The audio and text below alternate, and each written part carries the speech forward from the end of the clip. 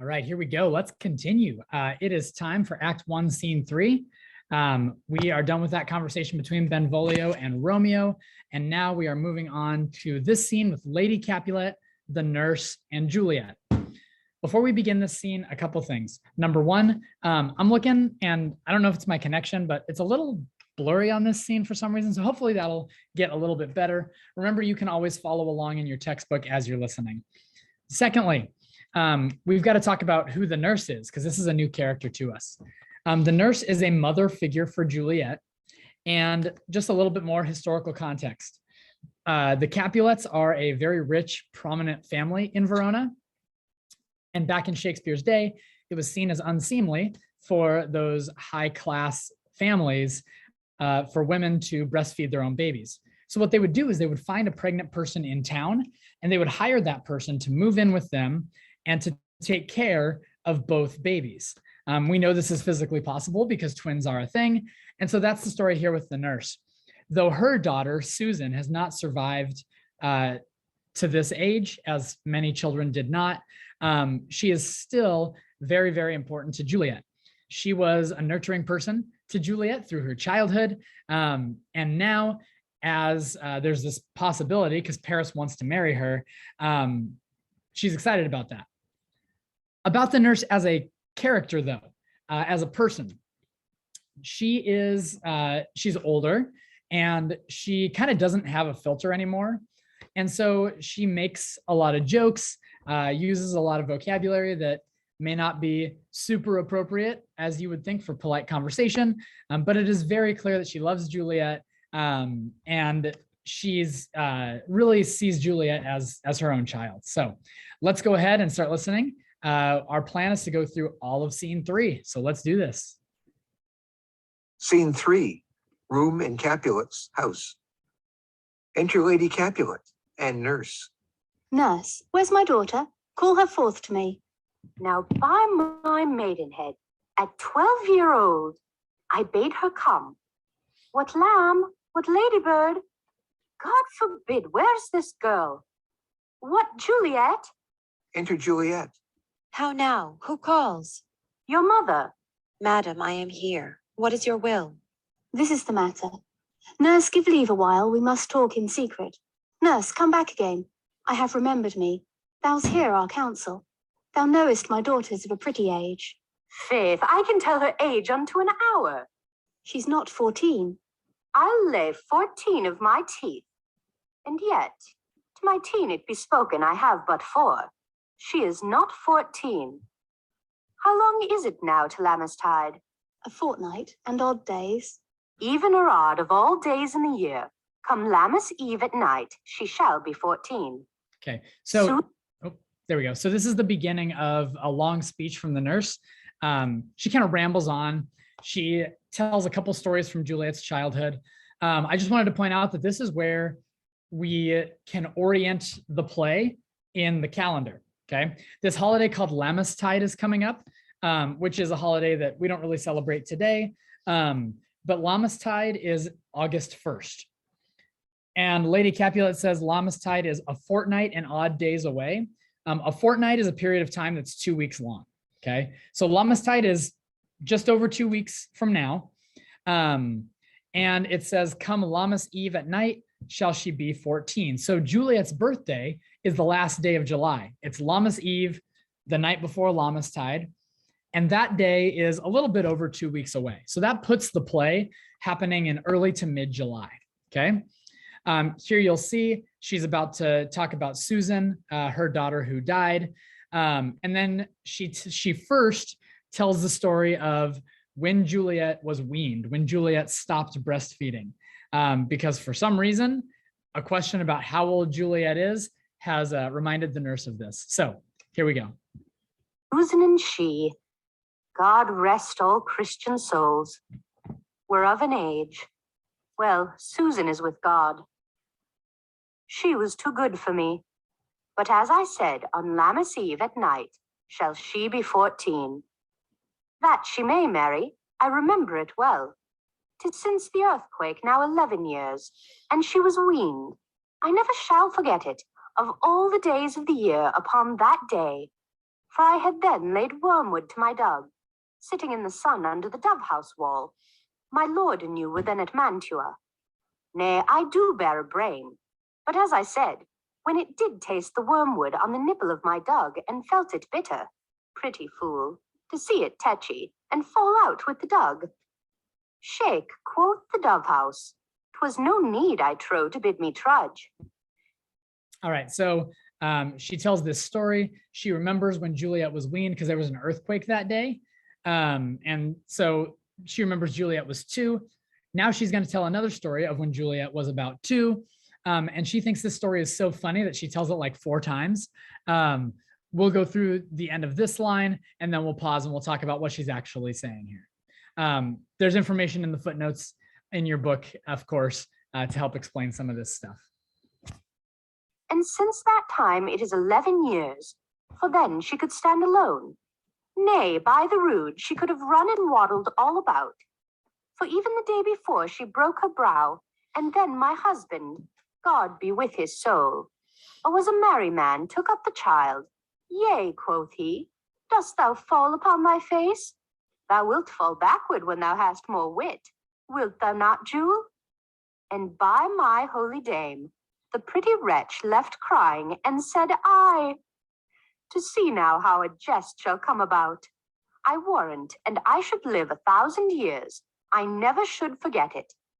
Wilt thou not, Jule, quoth he, and pretty fool it stinted, and said, I. Enough of this. I pray thee, hold thy peace. Okay, so the joke here, you saw earlier, she said that Juliet fell and broke her brow. So Juliet was learning to walk. Well, she could walk, but she was like 2 years old and she fell and hit her face. And she's crying, right? As a 2-year-old would be, right? And so the nurse's husband, God rest his soul, picked up little Juliet and is comforting her, but he's comforting her by joking around. And as you'll see, this joke is not school appropriate. And so he picks up little Juliet and he says, hey, when you're older, instead of falling forward, you'll fall on your back, okay? And there's a footnote in the book that says that this means you'll fall on your back because you're ready for sex. Yeah, that's the joke he's making. Not super appropriate for a 2-year-old or for anybody, but he tells that joke, and then for some reason, being talked to that way, little Juliet doesn't know what he's saying, but she stops crying and she says, yes, okay? So that's what the nurse is laughing so much about. She tells it twice, and then Lady Capulet says, I pray thee, hold thy peace, okay? Please be quiet. Please stop telling this joke. And the nurse says, yes, madam, and then tells the joke a couple more times. Yes, madam. Yet I cannot choose but laugh, to think it should leave crying and say I. And yet I warrant it had upon its brow a bump as big as a young cockerel stone, a perilous knock, and it cried bitterly. Yea, quoth my husband, fall'st upon thy face? Thou wilt fall backward when thou comest to age. Wilt thou not, Jule? It stinted and said I. And stint thou too, I pray thee, nurse, say I. Peace, I have done. Thou wast the prettiest babe that e'er I nursed, and I might live to see thee married once I have my wish. All right, so Lady Capulet says, all right, nurse, that's enough. And the nurse says, okay, and tells the story 2 more times. Then Juliet says, stint thou too, okay? Juliet then says, please stop. And then the nurse stops. She doesn't just stop talking, but she says, okay, I'm done. All right, I'm done. And she says, I might live to see you married if I have my wish. And that gives Lady Capulet the opening because she wants to tell Juliet about how Paris wants to marry her, okay? So Lady Capulet is gonna take this opportunity to turn the conversation. Marry. That marry is the very theme I came to talk of. Tell me, daughter Juliet, how stands your disposition to be married? It is an honor that I dream not of. An honor. Were not I thine only nurse, I would say thou hadst sucked wisdom from thy teat. Well, think of marriage now. Younger than you, here in Verona, ladies of esteem are made already mothers. By my count, I was your mother much upon these years that you are now a maid. Thus then, in brief, the valiant Paris seeks you for his love. A man, young lady. Lady, such a man as all the world. Why, he's a man of wax. Okay, we talked about this before. Lady Capulet uses the same argument that Paris used, right? Younger than you here in Verona, ladies of esteem are made already mothers, right? The valiant Paris seeks you for his love, and the nurse like gasps and swoons, and I imagine her like fanning herself. Why, he's a man of wax, okay? Meaning he's as handsome as a wax statue, right? Which is a thing that they would say. So Lady Capulet then is about to give Juliet the question. Verona's summer hath not such a flower. Nay, he's a flower, in faith, a very flower. What say you? Can you love the gentleman? This night you shall behold him at our feast. Read o'er the volume of young Paris's face, and find delight writ there with beauty's pen. Okay, so she asks, can you love the gentleman?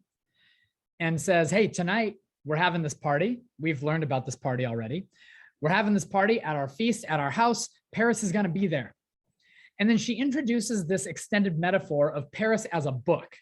She says, read over the volume of young Paris's face and find delight written there with beauty's pen. Okay.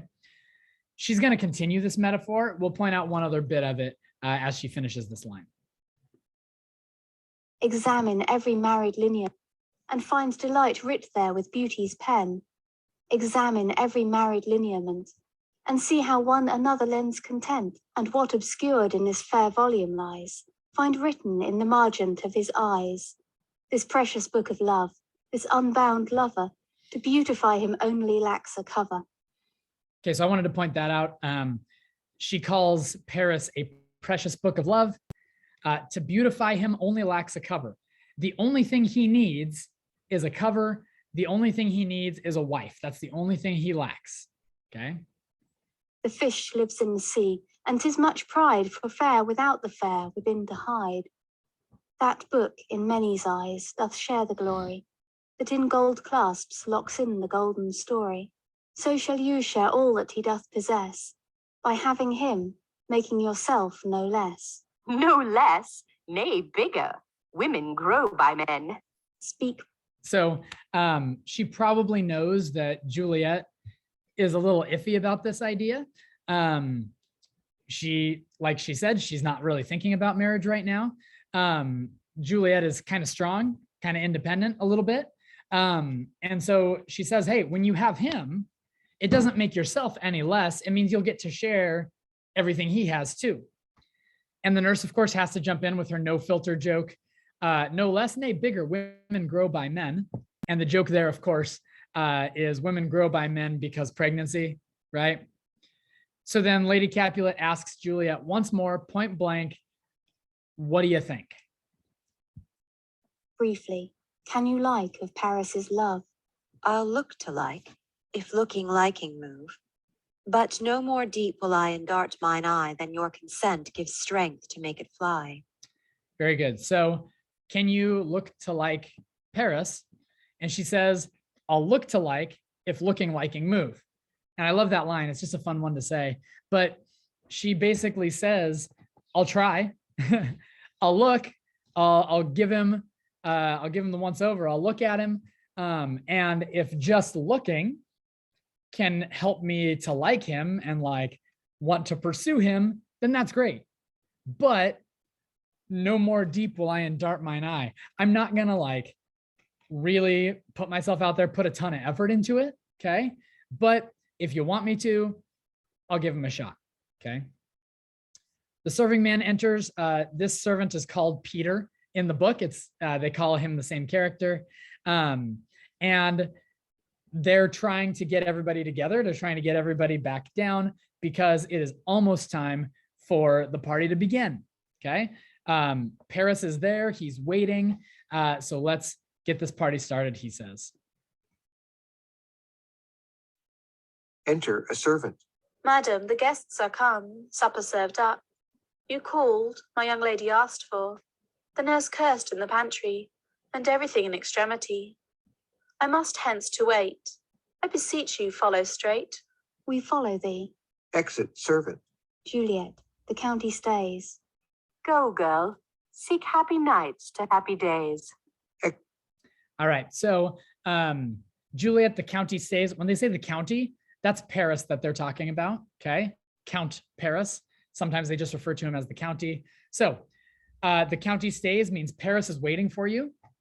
And the nurse gives her one more probably inappropriate encouragement. Go, girl, seek happy nights to happy days. Go, Juliet, your days are happy. Go find Paris and find your happy nights. Yep, that's the nurse. That's Act 1, Scene 3. That's our reading for today. Thanks for watching, and we will continue tomorrow as we get to Scene 4 and we meet Mercutio for the first time. Looking forward to it. Talk to you soon.